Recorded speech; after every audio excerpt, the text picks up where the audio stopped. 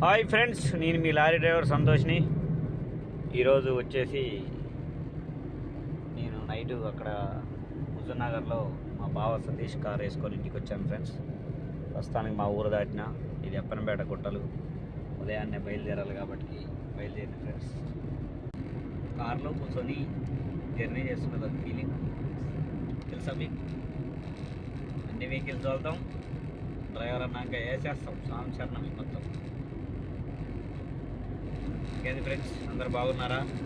Video నచ్చినట్లయితే like చేయండి, comment చేయండి, సబ్స్క్రైబ్ చేసుకోండి ఫ్రెండ్స్ మన ఛానల్ని.